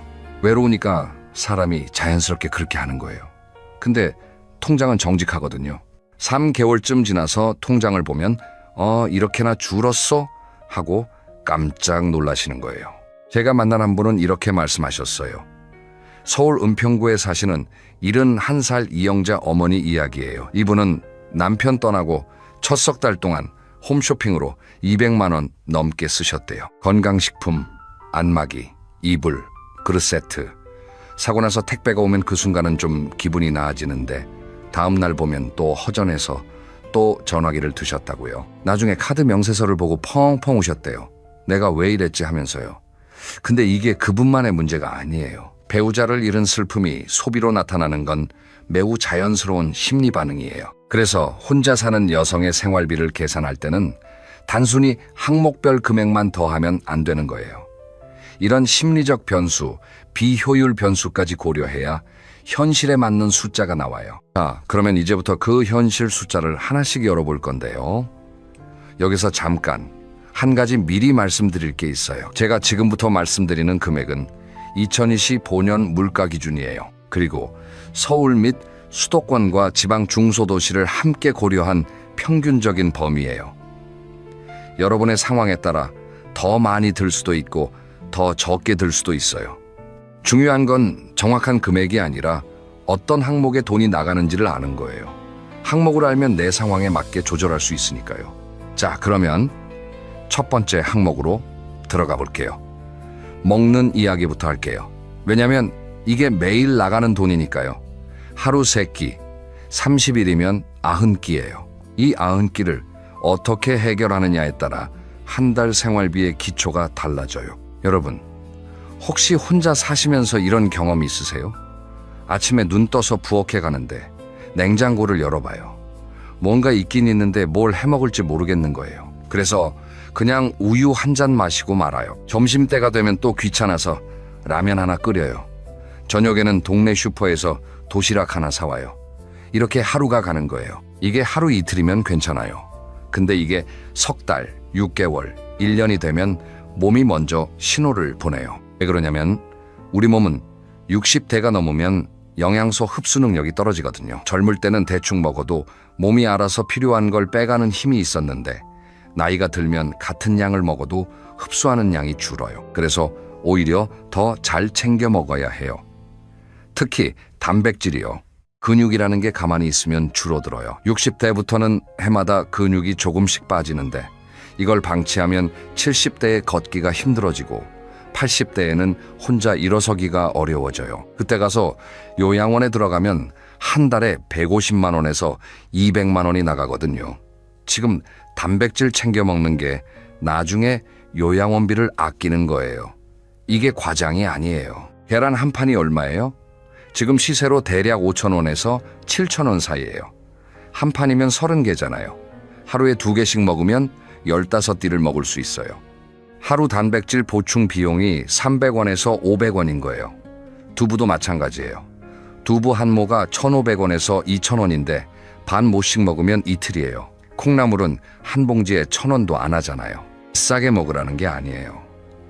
싸더라도 골고루 제대로 먹으라는 거예요. 자, 그러면 현실적으로 식비가 얼마나 나갈까요? 제가 직접 계산을 해봤어요. 혼자 사시는 60대 여성이 하루 3끼를 집에서 직접 해 드시는 경우를 기준으로요. 아침은 간단하게 밥, 국, 반찬 한두 가지.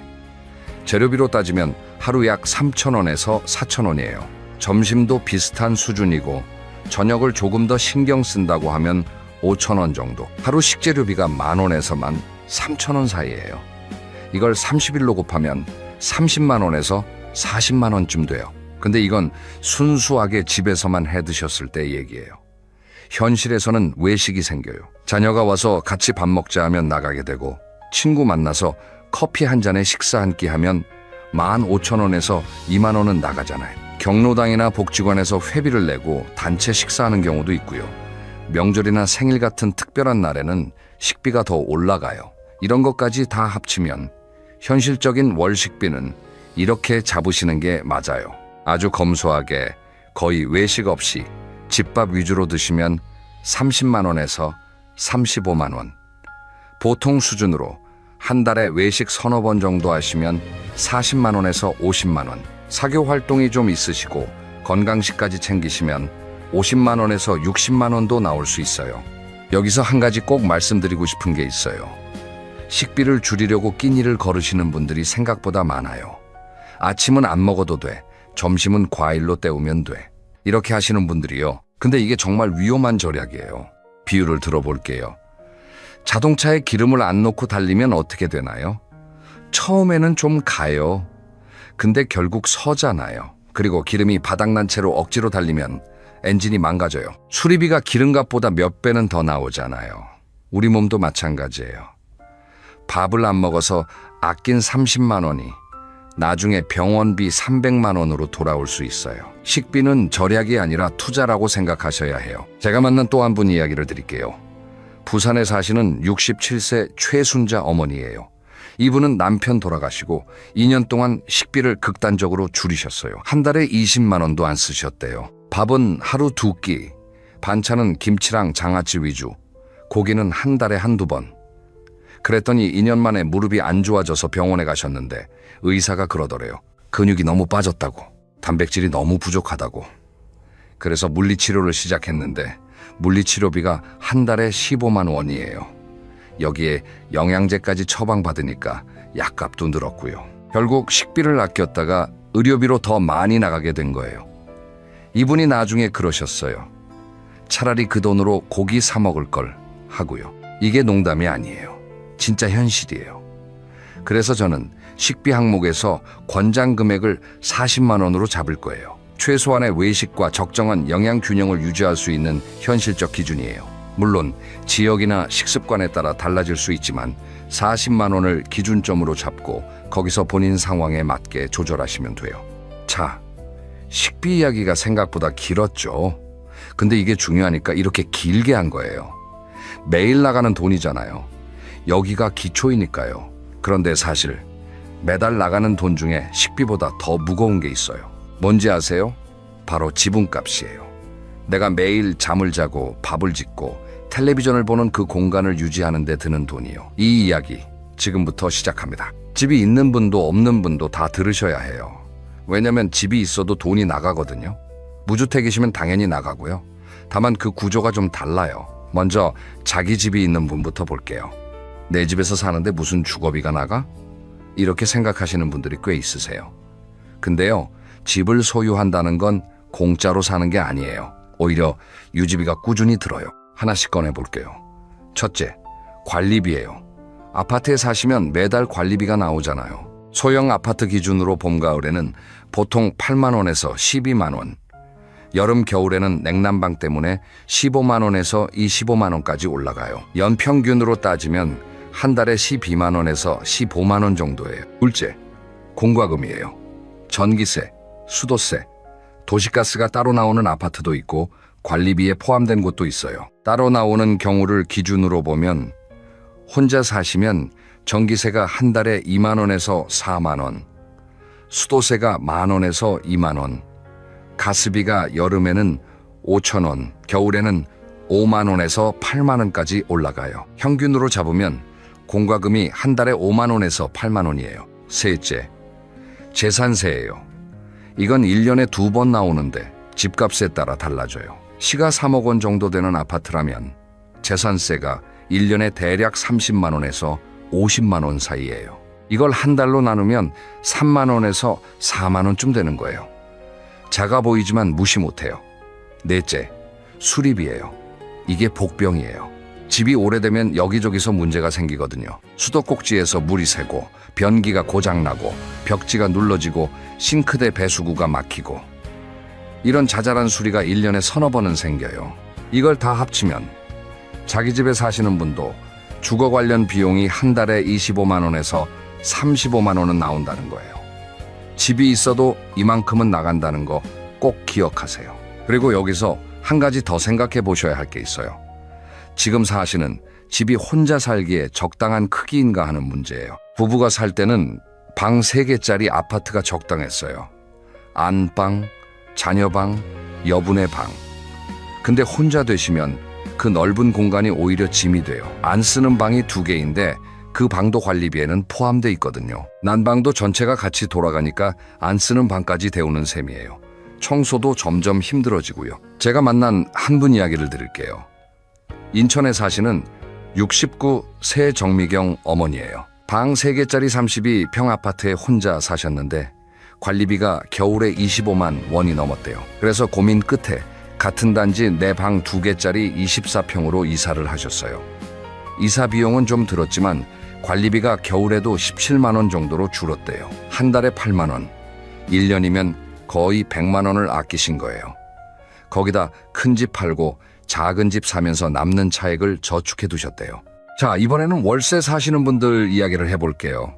월세 사시는 분들은 상황이 더 빠듯해요. 수도권 기준으로 방 하나짜리 원룸이나 소형 오피스텔이 보증금 1,000만 원에 월세 40만 원에서 60만 원 수준이에요. 여기에 관리비가 또 따로 나와요.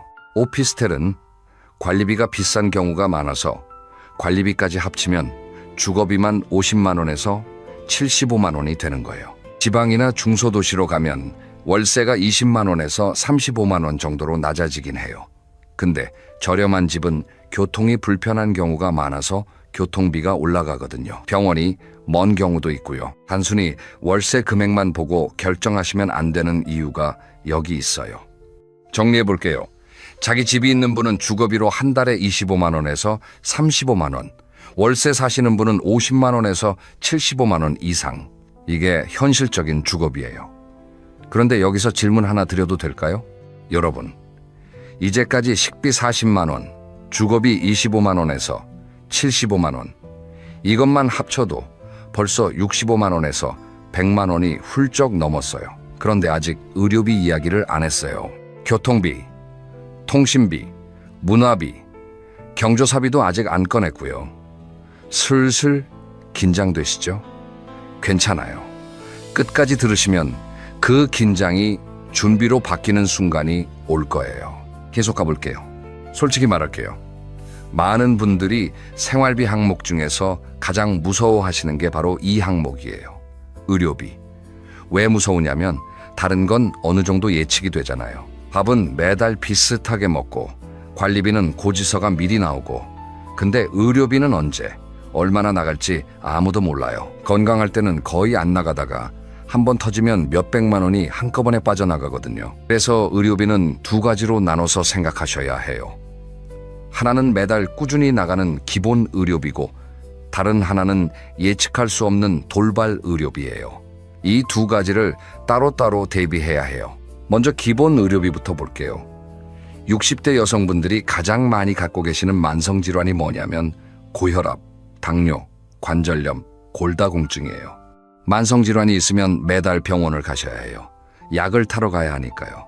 고혈압 약, 당뇨 약 같은 건 한 달치씩 처방받거든요. 진찰료에 약값까지 합치면 건강보험 적용받아도 본인 부담이 한 달에 2만 원에서 5만 원은 나와요. 여기에 3개월에 한 번쯤 혈액 검사를 하죠. 그래서 만성질환 관리만으로 한 달에 3만 원에서 7만 원 정도가 기본으로 나간다고 보시면 돼요. 여기까지는 그래도 예측 가능한 범위예요. 문제는 여기서부터예요. 치과. 이 한마디에 많은 분들이 한숨을 쉬시더라고요. 치과가 왜 무서우냐면 건강보험이 안 되는 항목이 너무 많기 때문이에요. 임플란트 하나에 100만 원에서 150만 원이에요. 실제로 전문가들이 권하는 게 뭐냐면 60대부터는 치과 전용 비상금을 따로 만들어 두라는 거예요. 1년에 최소 50만 원에서 100만 원 정도요. 안과도 이야기해야 해요. 60대가 넘으면 눈이 침침해지는 게 단순한 노안이 아닐 수 있어요. 백내장이 오는 경우가 많거든요. 정형외과도 빠질 수 없어요. 무릎, 허리, 어깨 이런 것들을 다 합산해서 연간 평균을 내보면 60대 여성의 연간 의료비가 150만 원에서 300만 원 사이로 나와요. 한 달로 나누면 13만 원에서 25만 원 정도예요. 근데 이건 평균이에요. 의료비의 진짜 무서운 점은 이 불규칙성이거든요. 그래서 제가 권해드리는 건 이거예요. 기본 의료비로 한 달에 15만 원에서 20만 원을 잡으시고 거기에 별도로 의료 예비 적립금을 매달 10만 원씩 따로 모으세요. 그리고 여기서 한 가지 더 이야기하고 싶은 게 있어요. 실손 의료보험 이야기예요. 실손 보험을 가지고 계신 분들은 의료비 부담이 확실히 줄어요. 근데 문제는 실손 보험의 보험료가 나이가 들수록 올라간다는 거예요. 60대 후반이 되면 갱신 때마다 보험료가 올라서 한 달에 7만 원에서 12만 원씩 나가는 경우도 있어요. 이러면 딜레마에 빠지는 거예요. 자, 여기서 제가 꼭 하고 싶은 이야기가 있어요. 병원비보다 더 비싼 게 뭔지 아세요? 외로움이에요. 혼자 아프면 2배로 아파요. 배우자가 있을 때는 내가 아프면 병원 데려가주고 약 챙겨주고 밥 만들어주고 옆에서 괜찮아, 금방 나을 거야 해주는 사람이 있었잖아요. 혼자 되면 그게 다 사라지는 거예요. 한밤중에 갑자기 배가 아파도 혼자 119에 전화해야 하고 수술 동의서도 혼자 사인해야 하고 병원에서 퇴원한 다음 날부터 혼자 밥 차려 먹어야 해요. 실제로 의학계에서는 사회적 고립이 건강에 미치는 영향이 하루에 담배 15개비를 피우는 것과 비슷하다는 연구 결과도 있어요. 외롭다는 것 자체가 면역력을 떨어뜨리고 회복을 늦춘다는 거예요. 그래서 건강을 지키는 가장 좋은 방법이 뭐냐면 사람을 만나는 거예요. 병원을 가는 것보다 사람을 만나는 게 먼저예요. 일단 의료비 정리를 하면 기본 월 20만 원에 의료 예비 적립 월 10만 원, 합해서 30만 원을 의료비로 잡겠습니다. 자, 여기서 잠깐 중간 정산을 해볼게요. 지금까지 나온 게 식비 40만 원, 주거비 30만 원, 의료비 30만 원이에요. 벌써 100만 원이에요. 그리고 아직 교통비, 통신비, 문화비, 경조사비, 예비비가 남았어요. 숫자가 점점 올라가고 있죠? 근데 괜찮아요. 끝까지 가면 방법이 보여요. 계속 가볼게요. 이제부터 나오는 항목들은 하나하나는 크지 않은데 다 합치면 꽤 돼요. 마치 빗물 같아요. 빗방울 하나는 안 무서운데 1시간 동안 내리면 웅덩이가 되잖아요. 이 항목들이 그래요. 첫째, 교통비예요. 만 65세 이상이시면 지하철이 무료예요. 이건 정말 큰 혜택이에요. 근데 지하철만으로는 안 되는 경우가 있어요. 버스를 갈아타야 할 때도 있고 몸이 안 좋은 날은 택시를 탈 수밖에 없고 지방에 계신 자녀 만나러 가려면 고속버스나 기차를 타야 해요. 교통비는 월 10만 원으로 잡겠습니다. 둘째, 통신비예요. 요즘은 스마트폰 없이는 살기 어렵잖아요.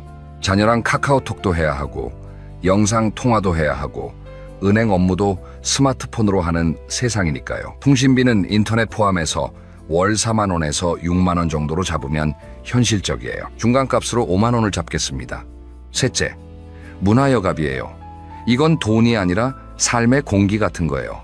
제가 이 이야기를 꼭 드리고 싶어요. 혼자 산다고 집에만 계시면 안 돼요. 진짜로요. 이건 사치가 아니에요. 생존이에요. 왜 그러냐면요. 사람은 사회적 동물이에요. 다른 사람과 대화하고 웃고 함께 무언가를 하는 것 자체가 뇌를 건강하게 유지해 주거든요. 혼자 집에만 계시면 우울감이 찾아오기 쉽고 인지 기능이 떨어지기 쉬워요. 거기다 몸도 안 움직이게 되니까 근력도 빠지고요. 이게 악순환이 되면 결국 의료비로 돌아와요.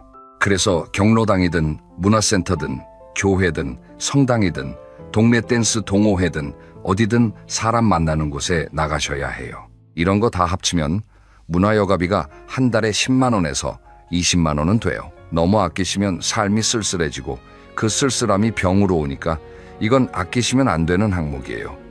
15만 원으로 잡겠습니다. 넷째, 경조사비예요. 이게 진짜 예상 밖 복병이에요. 60대가 되면 주변에 경조사가 늘어나요. 부의금, 축의금 한 번에 5만 원에서 10만 원씩 나가잖아요. 한 달에 장례식 2번, 결혼식 한 번만 가도 20만 원이에요. 경조사비는 월 8만 원으로 잡겠습니다. 다섯째, 예비비예요.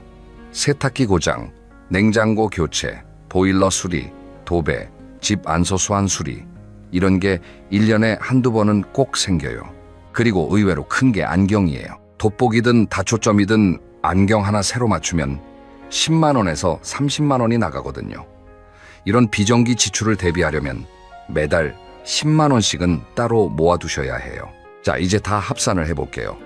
지금까지 나온 항목들을 정리하면 이래요. 식비 40만 원, 주거비 30만 원, 의료비 30만 원, 교통비 10만 원, 통신비 5만 원, 문화여가비 15만 원, 경조사비 8만 원, 예비 적립 10만 원, 이걸 다 더하면 138만 원이에요. 반올림하면 약 140만 원. 이게 자기 집이 있는 60대 여성이 혼자 살 때 정말 빠듯하게 간신히 버티는 수준의 최소 생활비예요. 여기에 여유분을 더하면 180만 원에서 220만 원은 필요해요. 월세 사시는 분들은 여기에 월세 50만 원 정도를 더해야 하니까 최소 190만 원에서 200만 원, 여유 있게 살려면 230만 원에서 270만 원까지 올라갈 수 있어요. 이 숫자를 들으시면 어떤 느낌이 드세요? 솔직히 막막하시죠? 근데 여기서 멈추면 안 돼요. 이 숫자를 안 건 첫걸음이에요. 이제 중요한 건 이 돈을 어떻게 마련하느냐예요. 다음 이야기로 바로 넘어갈게요. 자, 지금부터가 진짜 중요한 이야기예요. 여기서부터는 문제를 넘어서 해결 쪽으로 가는 거예요. 끝까지 집중해 주세요. 먼저 현실을 냉정하게 한번 보겠습니다. 국민연금부터 볼게요. 전체 국민연금 수급자의 평균 수령액은 한 달에 약 62만 원이에요. 근데 이건 남녀를 다 합친 평균이에요. 여성만 따로 보면 훨씬 낮아요. 여성의 국민연금 평균 수령액은 30만 원대에서 50만 원대인 경우가 많아요. 다음은 기초연금이에요. 만 65세 이상이시고 소득이 하위 70%에 해당하시면 받을 수 있어요. 2025년 기준으로 최대 월 34만 원 정도예요. 이 둘을 합치면 국민연금 50만 원에 기초연금 34만 원, 합해서 84만 원이에요. 그런데 우리가 방금 계산한 최소 생활비가 140만 원이었잖아요. 그러면 매달 70만 원 가까이가 부족한 거예요. 이 차이를 어떻게 메우느냐? 이게 진짜 핵심 질문이에요. 방법이 5가지 있어요. 하나씩 살펴볼게요. 첫째, 주택연금이에요. 집이 있는 분들한테 이건 정말 강력한 무기예요. 주택연금이란 내가 살고 있는 집을 담보로 맡기고 매달 연금처럼 돈을 받는 제도예요. 그런데 중요한 건 그 집에서 계속 살 수 있다는 거예요.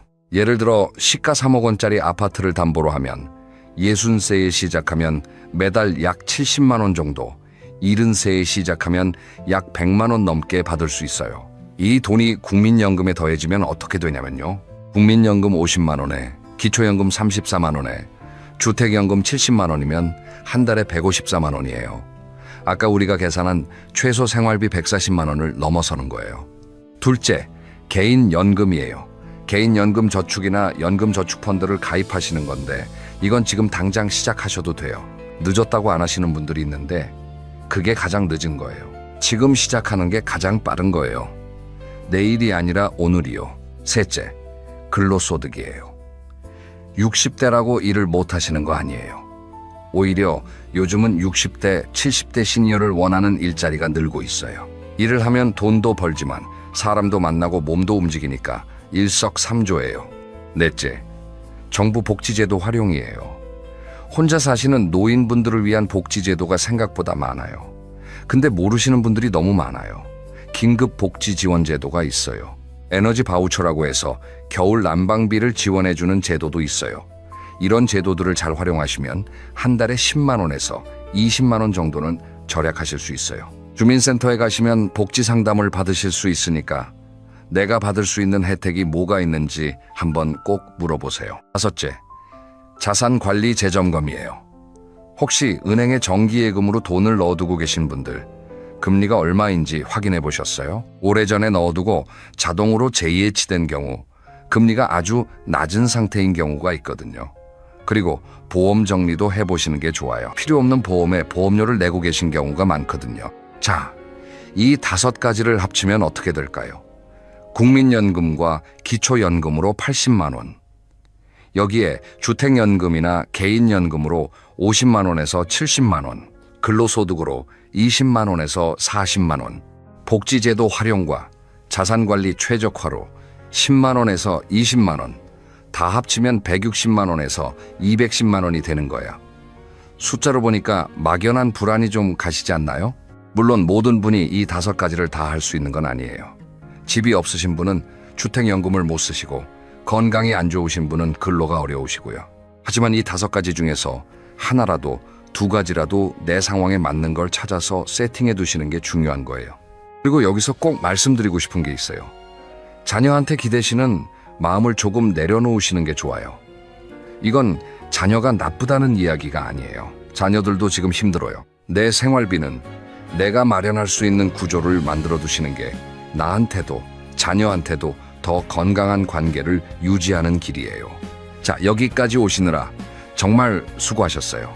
오늘 우리가 함께 살펴본 걸 한번 정리해 볼게요. 60대 여성이 혼자 살 때 한 달에 필요한 최소 생활비, 자기 집 기준으로 약 140만 원이에요. 여유 있게 살려면 180만 원에서 220만 원이 필요하고요. 항목별로 보면 식비 40만 원, 주거비 30만 원, 의료비 30만 원, 교통비 10만 원, 통신비 5만 원, 문화여가비 15만 원, 경조사비 8만 원, 예비 적립 10만 원, 그리고 이 돈을 마련하는 방법으로 국민연금, 기초연금, 주택연금, 개인연금, 근로소득, 정부 복지제도, 자산관리 최적화, 이런 파이프라인들을 활용할 수 있다는 것까지 말씀드렸어요. 숫자가 많았죠? 한 번에 다 외울 필요 없어요. 중요한 건 이거예요. 오늘부터 딱 3가지만 해보세요. 첫째, 오늘 밤 식탁에 앉아서 지난 한 달 동안 내 돈이 어디로 갔는지 적어보세요. 이게 첫걸음이에요. 내 돈의 흐름을 아는 것. 이게 모든 준비의 시작이에요. 둘째, 이번 주 안에 주민센터에 한번 가보세요. 그리고 복지 상담을 받아보세요. 혼자 사시는 어르신한테 어떤 지원이 있는지 물어보시면 안내해줘요. 내가 모르고 있던 혜택이 있을 수 있어요. 셋째, 가까운 은행에 가서 내 예금 금리를 확인해 보세요. 오래전에 넣어둔 돈이 아주 낮은 금리로 묶여 있을 수도 있거든요. 금리를 비교하고 더 좋은 조건으로 옮기는 것만으로도 매달 소득이 달라질 수 있어요. 이 3가지 어렵지 않죠? 오늘부터 시작하시면 돼요. 마지막으로 한 말씀만 더 드릴게요. 이 영상을 만들면서 혼자 사시는 많은 어머니들의 이야기를 들었어요. 그분들이 공통으로 하시는 말씀이 있어요. 처음에는 무너질 것 같았는데 하나씩 알아가니까 괜찮아졌다는 거예요. 막연한 불안이 가장 무서운 거예요. 숫자를 알면 그 불안이 줄어들어요. 왜냐면 숫자를 알면 계획을 세울 수 있으니까요. 계획이 있으면 행동할 수 있고 행동하면 상황이 바뀌거든요. 혼자라는 건 외로울 수 있어요. 근데 준비된 혼자는 당당해요. 여러분은 충분히 잘 해내실 수 있어요. 지금까지 살아오신 것만 봐도 얼마나 강한 분들인지 알 수 있잖아요. 오늘 영상이 여러분의 오늘 밤 식탁 위에 작은 변화를 만들 수 있기를 진심으로 바랍니다. 다음 영상에서는 오늘 잠깐 말씀드린 주택연금을 본격적으로 다룰 거예요. 나이별로, 집값별로 매달 얼마를 받을 수 있는지 구체적인 금액표를 다 보여드릴 거예요. 주택연금을 신청하려면 어떤 조건이 필요한지, 주의할 점은 뭔지까지 전부 정리해 드릴게요. 놓치시면 안 되니까 꼭 다음 영상에서 만나요. 오늘도 끝까지 들어주셔서 정말 감사합니다. 여러분의 하루가 따뜻하기를 바랍니다. 여러분, 주변에 이런 분 한 번쯤 보신 적 있으시죠? 85세가 넘었는데도 혼자서 시장에 가서 장을 보시는 분, 매일 아침 공원에서 산책하시는 분, 손주들과 웃으면서 전화통화를 하시는 분, 동네 경로당에서 누구보다 목소리가 큰 분, 이런 분들을 보면 감탄이 나옵니다. 그런데 여기서 놀라운 사실을 하나 말씀드리겠습니다. 그런데 장수와 건강한 노후에 유전자가 미치는 영향은 생각보다 크지 않습니다. 연구에 따르면 수명을 결정하는 요인 중 유전자가 차지하는 비율은 약 20, 30%에 불과합니다.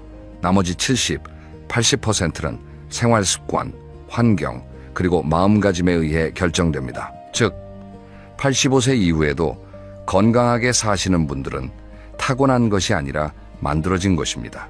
오늘 이 영상에서는 85세 이후에도 건강하게 사시는 분들의 공통된 특징 9가지를 하나하나 풀어보겠습니다. 이건 단순한 건강 정보가 아닙니다. 실제 장수 어르신들의 삶에서 관찰되고 과학적 연구로 확인된 것들입니다. 그리고 가장 중요한 건 이 특징들은 나이에 상관없이 지금부터 누구나 따라 할 수 있다는 겁니다. 첫 번째 특징부터 이야기하겠습니다. 85세 이후에도 건강한 분들은 매일 움직입니다. 여기서 중요한 건 매일이라는 단어입니다. 세계적으로 장수하는 분들이 많이 사시는 지역을 블루존이라고 부르는데요. 일본의 오키나와, 이탈리아의 사르데냐, 그리스의 이카리아, 코스타리카의 니코야 반도, 미국의 로마린다. 이 5곳이 대표적인 블루존입니다. 이 지역의 장수 어르신들을 연구해보니 흥미로운 공통점이 발견됐습니다. 이분들은 헬스장에 다니지 않습니다. 대신 일상 속에서 끊임없이 몸을 움직입니다. 텃밭에서 채소를 가꾸고 직접 빨래를 하고 가까운 거리는 걸어서 이동하고 집안일을 직접 합니다. 연구에 따르면 하루에 한 번 1시간씩 강하게 운동하는 것보다 하루 종일 조금씩 자주 움직이는 것이 전체적인 건강 유지에 더 효과적이라는 결과가 있습니다. 15세 이후에도 건강한 분들의 하루를 관찰해 보면 이런 패턴이 보입니다. 아침에 일어나면 가벼운 스트레칭을 합니다.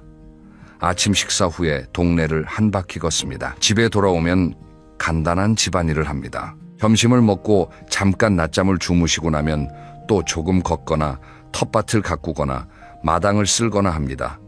저녁에는 가벼운 산책을 하시는 분도 많습니다. 여기서 또 하나 중요한 것이 있습니다. 하체 근력 유지입니다. 85세 이후에도 혼자 걸을 수 있느냐 없느냐가 삶의 질을 완전히 갈라놓습니다. 혼자 걸을 수 있으면 장을 볼 수 있고 병원에 갈 수 있고 친구를 만날 수 있고 독립적인 생활이 가능합니다. 그래서 건강한 장수 어르신들은 계단을 이용하고 쪼그려 앉았다 일어나는 동작을 하고 발 뒤꿈치를 들었다 내리는 운동을 합니다. 두 번째 특징으로 넘어가겠습니다. 이분들은 고기를 끊지 않았습니다. 이게 좀 의외로 느껴지실 수 있어요. 흔히 장수의 비결이라고 하면 소식, 그러니까 적게 먹는 것을 떠올리시잖아요. 하지만 85세 이후에도 건강한 분들의 식탁을 자세히 살펴보면 이분들은 결코 적게만 먹는 것이 아닙니다. 특히 단백질을 꾸준히 섭취하고 계십니다. 오키나와의 장수 어르신들은 돼지고기를 즐겨 드십니다. 기름기를 오래 끓여서 빼고 부드럽게 만든 방식이에요. 사르데냐의 장수 어르신들은 양고기와 치즈를 많이 드시고 그리스 이카리아에서는 생선과 콩을 많이 드십니다. 이분들의 공통점은 동물성이든 식물성이든 단백질을 빠뜨리지 않는다는 겁니다. 85세가 넘으면 소화 능력이 떨어지기 때문에 고기를 피하시는 분들이 많습니다. 하지만 건강하게 장수하시는 분들은 소화가 잘 되는 형태로 단백질을 계속 드시고 있습니다. 질긴 고기 대신 부드러운 생선을 드시거나 두부나 달걀을 활용하시거나 고기를 잘게 다지거나 오래 끓여서 부드럽게 만들어 드십니다. 중요한 건 포기하지 않는다는 거예요. 또 하나 주목할 것은 이분들이 다양하게 먹는다는 점입니다. 한국의 건강한 장수 어르신들의 식탁을 보면 반찬 가짓수가 많은 것이 특징입니다. 한 가지 양은 적지만 종류가 다양합니다. 물을 충분히 드시는 것도 공통점입니다. 하루에 6잔에서 8잔 정도의 물을 꾸준히 마시는 습관이 있습니다. 세 번째 특징, 이건 정말 중요한 이야기입니다. 85세 이후에도 건강한 분들은 예외 없이 사람을 곁에 두고 삽니다. 오키나와에는 모아이라는 전통이 있습니다. 어릴 때부터 5명 정도가 평생 함께하는 소규모 공동체를 만들어서 서로 도우며 살아가는 겁니다. 이 모아이 구성원들은 80이 넘고 90이 넘어도 정기적으로 만납니다. 이런 관계가 건강에 미치는 영향은 과학적으로도 아주 강력하게 증명되어 있습니다. 사회적 관계가 풍부한 노인은 그렇지 않은 노인에 비해 면역력이 높고 심혈관 질환 위험이 낮고 인지 기능이 더 잘 유지되며 전체적인 사망 위험이 50%까지 낮다는 연구 결과가 있습니다. 이건 운동이나 식이요법의 효과보다도 큰 숫자입니다. 건강하게 장수하시는 분들을 보면 이분들은 관계를 유지하기 위해 의식적으로 노력합니다. 매일 같은 시간에 공원에 나가서 이웃을 만나고 정기적으로 경로당이나 종교 모임에 참석하고 가족에게 먼저 전화를 겁니다. 여기서 핵심은 기다리지 않는다는 것입니다. 누가 나를 찾아오길 기다리는 것이 아니라 내가 먼저 다가갑니다. 네 번째 특징으로 넘어가겠습니다. 잠에 대한 이야기입니다. 85세 이후에도 건강한 분들은 잠을 허투루 자지 않습니다. 이 나이대가 되면 수면의 질이 떨어지는 것은 자연스러운 현상입니다. 하지만 건강하게 장수하시는 분들은 수면의 질을 높이기 위한 나름의 루틴을 갖고 계십니다. 이분들의 수면 습관을 관찰해보면 몇 가지 공통점이 있습니다. 수면과 기상 시간이 매우 규칙적입니다. 블루존의 장수 어르신들은 거의 예외 없이 해가 지면 잠자리에 들고 해가 뜨면 일어납니다. 둘째, 낮에 충분히 활동합니다. 낮에 적절하게 몸을 움직인 사람이 밤에 더 잘 잡니다. 몸을 안 움직이면 피곤하지가 않으니까 밤에 잠이 안 옵니다. 셋째, 잠자리 환경에 신경을 씁니다. 건강한 장수 어르신들의 침실은 대체로 어둡고 조용하고 적당히 선선합니다. 잠자리에 들기 전에 따뜻한 물로 발을 씻거나 간단한 스트레칭을 하는 분들도 많습니다. 넷째, 야간 빈뇨에 대비합니다. 잠자리에 들기 2-3시간 전부터 수분 섭취를 줄이고 화장실 가는 길에 조명을 은은하게 켜둡니다. 다섯 번째 특징입니다. 85세 이후에도 건강한 분들은 머리를 계속 씁니다. 뇌를 놀리지 않습니다. 어떤 분은 매일 아침 신문을 읽으십니다. 어떤 분은 매일 일기를 쓰십니다. 어떤 분은 바둑을 두시고 어떤 분은 퍼즐을 푸십니다. 어떤 분은 80이 넘어서 스마트폰 사용법을 배우셨고 어떤 분은 90이 넘어서 그림을 그리기 시작하셨습니다. 이분들의 공통점은 뇌에 새로운 자극을 주는 것을 멈추지 않았다는 겁니다. 뇌는 자극을 받으면 신경세포 사이의 연결이 강화되고 새로운 연결이 만들어집니다. 반대로 자극이 없으면 연결이 약해지고 끊어집니다. 마치 길을 자주 다니면 길이 넓어지고 안 다니면 풀이 무성해져서 길이 사라지는 것과 같습니다. 여기서 한 가지 더 중요한 것이 있습니다. 텔레비전은 뇌를 자극하지 않는다는 것입니다. 텔레비전 시청은 뇌를 수동적으로 만듭니다. 반면에 책을 읽거나 글을 쓰거나 대화를 하거나 게임을 하는 것은 뇌가 능동적으로 참여해야 합니다. 특히 사람과의 대화가 뇌에 미치는 영향은 아주 큽니다. 매일 누군가와 의미 있는 대화를 나누는 것은 최고의 두뇌 운동입니다. 여섯 번째 특징으로 넘어가겠습니다. 85세 이후에도 건강한 분들은 병원과 친화돼 약에 끌려다니지 않습니다. 이분들은 건강관리를 소홀히 하지 않습니다. 정기적으로 병원에 가시고 검진도 받으시고 의사 말씀도 잘 들으십니다. 하지만 동시에 자기 몸에 대한 주도권을 절대 놓지 않습니다. 85세가 넘으면 평균적으로 7가지 이상의 약을 드시는 분들이 많습니다. 그런데 건강하게 장수하시는 분들의 약 봉투를 보면 의외로 약의 수가 적은 경우가 많습니다. 이분들은 약에 의존하기보다 생활 습관으로 건강을 관리하는 비율이 높기 때문입니다. 운동을 꾸준히 하니까 혈압이 잘 조절되고 식사를 잘 챙겨 드시니까 혈당이 안정적입니다. 또한 이분들은 자기 몸의 변화에 민감합니다. 사소한 증상도 무시하지 않습니다.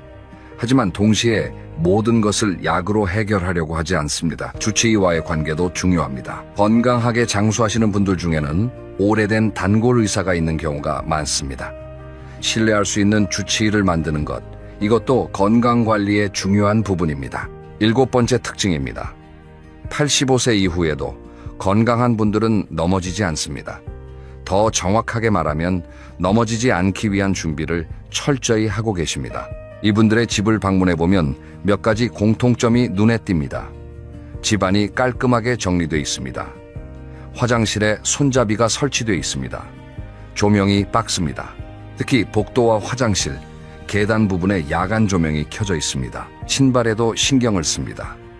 실내에서는 미끄럼 방지가 되는 실내화를 신고 외출할 때는 굽이 낮고 바닥이 미끄럽지 않은 편안한 신발을 신습니다. 몸의 준비도 하고 계십니다. 하체 근력 운동이 낙상 예방에 직결됩니다. 한 발로 서서 10초 버티기, 뒤꿈치와 발끝을 번갈아 대면서 일직선으로 걷기.